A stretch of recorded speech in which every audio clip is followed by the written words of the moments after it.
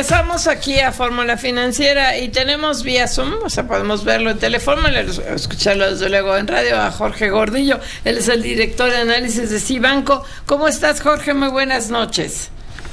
Muy bien, Mari Carmen, buenas noches, gusto saludarlos. Oye, Jorge, pues hoy obligado a hablar del superpeso o del debilucho dólar. El caso es que la semana pasada llegó a estar en 16.70 y hoy en 17.27. Cuéntanos. 17, casi 40 llegó. Sí. Efectivamente, hemos hablado mucho de la fortaleza que ha tenido el peso este año sobre el dólar y también nos habíamos dado cuenta cuáles son los asuntos que podrían descarrilarlo o provocar un cambio en la constante apreciación que hemos observado del peso. Y uno de ellos es la apreciación de riesgo en Estados Unidos. Una posible recesión, una posible complicación en el sector bancario, como vimos en marzo, y ahora la degradación de calificación de deuda en Estados Unidos, suficiente para asustar a los mercados emergentes en contagio por lo que le pueda pasar a Estados Unidos, pero más a países como el nuestro, que cuando las cosas van bien en Estados Unidos nos contagia para bien, y cuando las cosas suelen preocupar, les preocupan a nosotros por mayor. Jorge Gordillo, ¿cómo estás? Te saluda Marco Antonio Mares. Muy buenas noches, Jorge. Marco Antonio, buenas noches. Ayúdanos a encontrar la brújula en el sentido del comportamiento que podría tener el tipo de cambio del peso frente al dólar, una vez que ya conocemos lo que ha ocurrido, porque pues generalmente estamos a la expectativa y tratamos de ver hacia adelante qué va a ocurrir con elementos que están por presentarse, pero hasta ahora lo que hemos visto son cosas muy claras y muy específicas. Por ejemplo, la degradación crediticia que recientemente tuvo la deuda soberana de Estados Unidos. Los hechos que últimamente han ocurrido, ¿cómo están afectando al mercado cambiario? Bueno, cayó en sorpresa la degradación en Estados Unidos, y lo vimos el comportamiento del tipo de cambio seguía para abajo y vimos un rebote importante de preocupación. El mercado se está reacomodando, el mercado está tratando de entender qué va a pasar ahora que en Estados Unidos ya dos calificadoras ya no tienen el mayor grado de inversión. ¿Cuál es entonces el activo más seguro? ¿A dónde debo correr? ¿Qué va a pasar con los fondos de inversión que exigen inversiones en AAA? Todas esas cosas las está tratando de asimilar el mercado rápidamente, pero por el otro lado Estados Unidos no está peor a como estaba hace 6 meses o peor como estaba hace un año. Estados Unidos ha mostrado resiliencia, la economía está fuerte, tiene para pagar.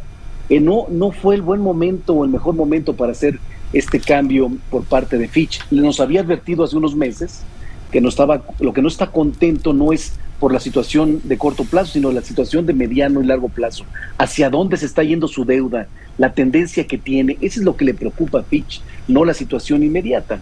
Entonces, lo que creemos que va a pasar es que el mercado se va a acostumbrar, de una manera el mercado en el hecho va a seguir tratando a Estados Unidos como un activo de AAA, no tiene otra, no hay a otro lado donde ir en los activos con riesgo. Esto va a permitir que los mercados financieros o la volatilidad que estamos observando en estos últimos días, pues se vaya a apagar un poco en los próximos días, que sean las próximas semanas. Eso es lo que creemos. Y volvemos a regresar al tema que más nos preocupa, que es qué va a hacer la Reserva Federal de aquí a final de año, cuál va a ser la tasa más alta y en qué momento van a poder empezar a bajarlas el próximo año, ¿no? Jorge, con lo que nos explicas, te saluda José Yuste. Jorge, qué gusto. Con lo que nos explicas, desde luego hay un tema de aversión al riesgo que sufrió el peso mexicano en esta semana, sobre todo cuando inició por la degradación de la deuda de Estados Unidos por parte de Fitch, pero que siguió, como bien nos explicas. Y esto, en efecto, nos ha llevado otra vez casi a 17.40. ¿Podría volver a bajar a los 16? Sí, buenas noches. Hola, buenas noches. Lo que estoy diciendo es eso.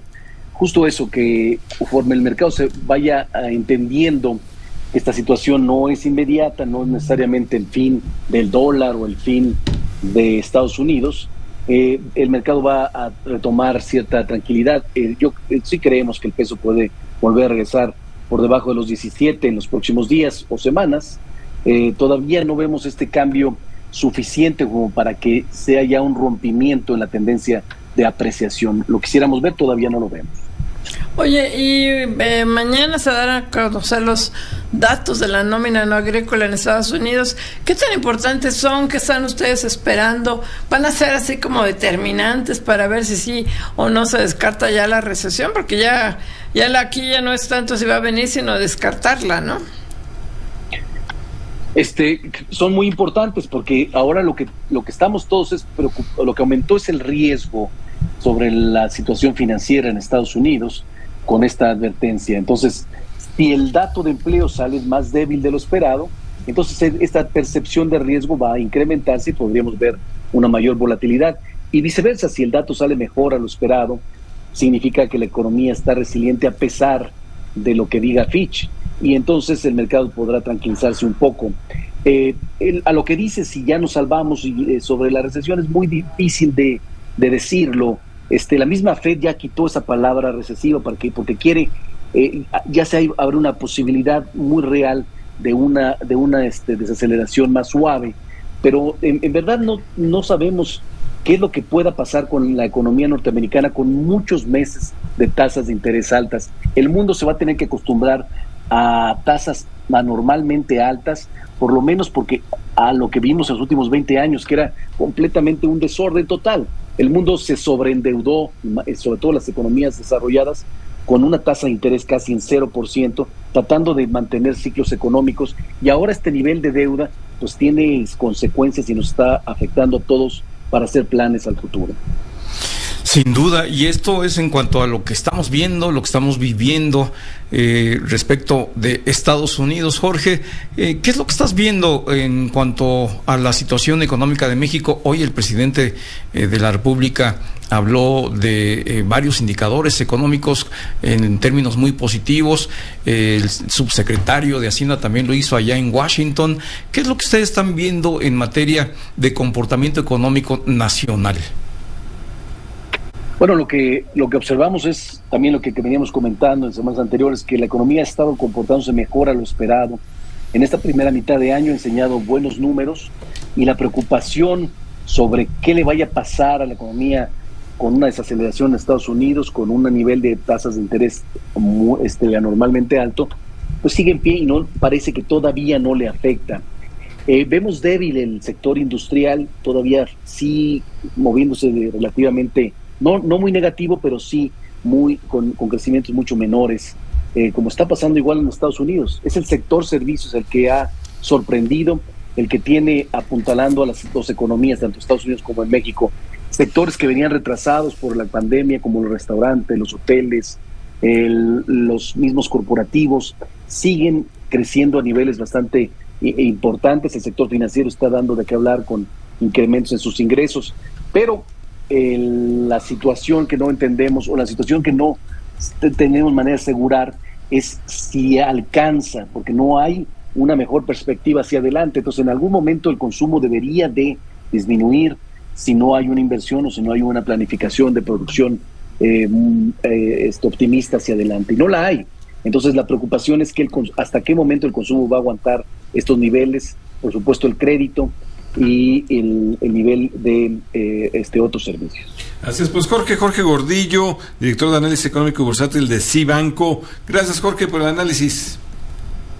Gracias a ustedes, me da gusto verlos. Gracias. El gusto es nuestro. Y bueno, pues ya nos decía Jorge, mañana habrá que esperar cómo viene la nómina no agrícola de Estados Unidos, el empleo, porque si viene bien, quiere decir que sigue calentándose la economía de Estados Unidos, quiere decir que la Reserva Federal se puede animar todavía a elevar la tasa de interés para frenar inflación, y entonces si se eleva la tasa de interés, o si hay perspectiva que se va a elevar, pues hay otro nerviosismo más en los mercados. Una semana donde el peso mexicano ha estado pues en medio de todo este nerviosismo de la aversión al riesgo, donde es curioso, le bajaron la calificación a Estados Unidos, pero donde han ido los capitales es a Estados Unidos en dólares. Sí. Todavía no se sustituye a Estados Unidos. Es que es lo que también decía Jorge, no hay un sustituto del dólar.